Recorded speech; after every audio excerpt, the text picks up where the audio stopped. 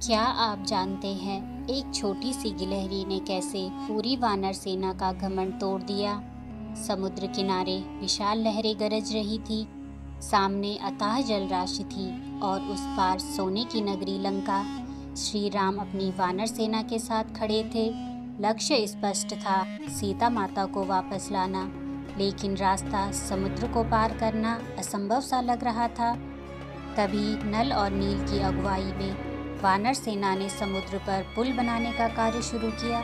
बड़े बड़े वानर पहाड़ों जितने पत्थर उठाकर समुद्र में फेंक रहे थे। हर तरफ शक्ति, उत्साह और पराक्रम का प्रदर्शन हो रहा था। हनुमान जैसे वीर अपनी अद्भुत ताकत से पर्वत उखाड़ ला रहे थे।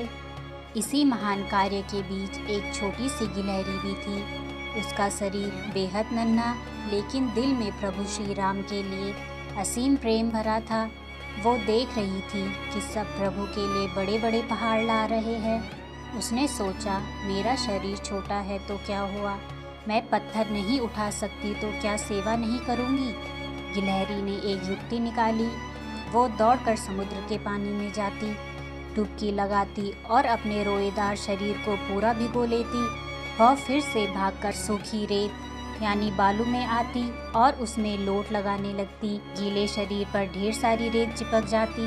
वह फिर से खुर से दौड़कर पुल पर जाती और दो पत्थरों के बीच की दरार में जाकर जोर जोर से अपना शरीर झाड़ देती।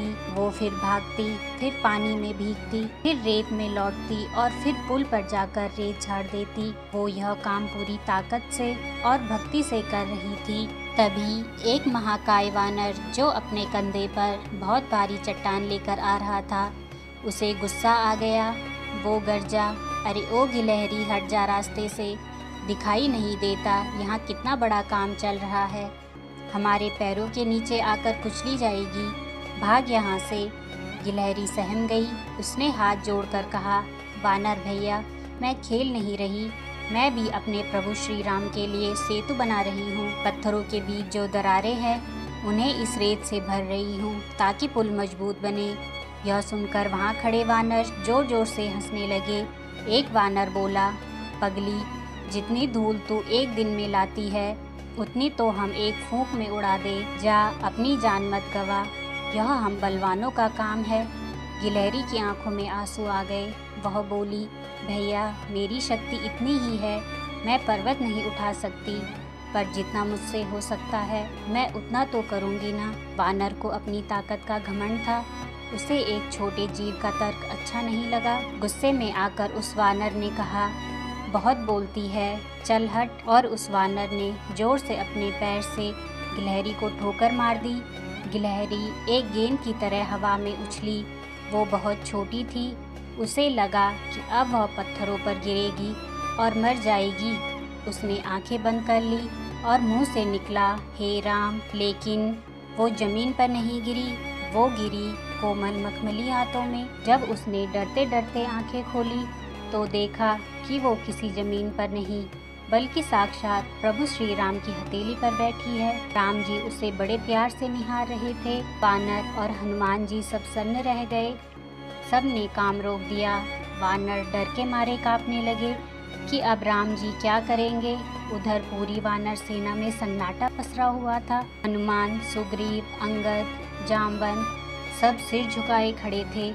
तभी राम जी ने अपनी गंभीर और शांत आवाज में कहा, तुम्हें लगता है कि यह गिलहरी छोटी है, इसका कोई महत्व नहीं है, तुम्हें अपनी शक्ति का अहंकार है।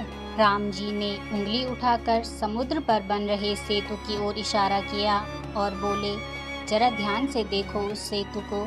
तुम लोगों ने जो बड़े बड़े पर्वत लाकर खड़े किए हैं वो ऊबड़ खाबड़ है। दो चट्टानों के बीच में बड़ी बड़ी दरारें और खाली जगह रह गई है।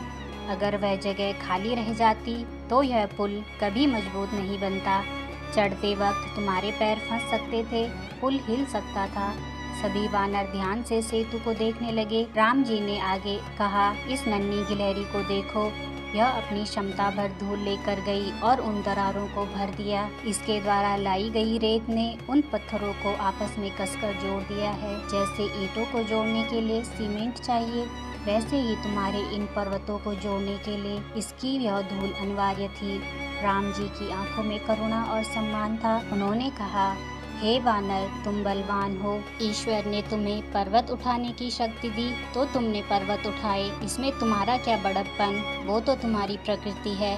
लेकिन इस नन्ही सी जान के पास केवल इतनी सी शक्ति थी और इसने अपनी पूरी शक्ति, अपना सर्वस्व मेरे काम में लगा दिया। शक्ति के हिसाब से इसका योगदान छोटा हो सकता है, पर समर्पण के हिसाब से इसका योगदान हनुमान और तुम्हारे योगदान से रत्ती भर भी कम नहीं है। यह सुनकर उस वानर की आंखों से पश्चाताप के आंसू बहने लगे। पूरी वानर सेना को आज एक बहुत बड़ी सीख मिली कि भगवान काम नहीं, भाव देखते हैं। राम जी का हृदय भर आया। उन्होंने कहा, हे नन्ही गिलहरी, तुम्हारे इस प्रेम ने मुझे ऋणी कर दिया है। मैं तुम्हारे इस उपकार को कभी नहीं भूलूंगा।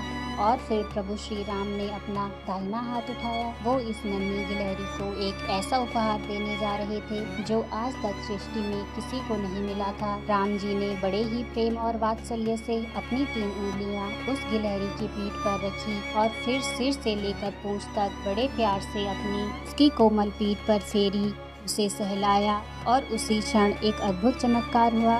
जैसे ही राम जी की उंगलियां उसकी पीठ से हटी, वहां पर 3 सुंदर रेखाएं उभर आई। प्रभु राम की 3 उंगलियों के निशान हमेशा हमेशा के लिए उस गिलहरी की पीठ पर अंकित हो गए। सफेद और काले रंग के वो 3 धारियां चमकने लगी।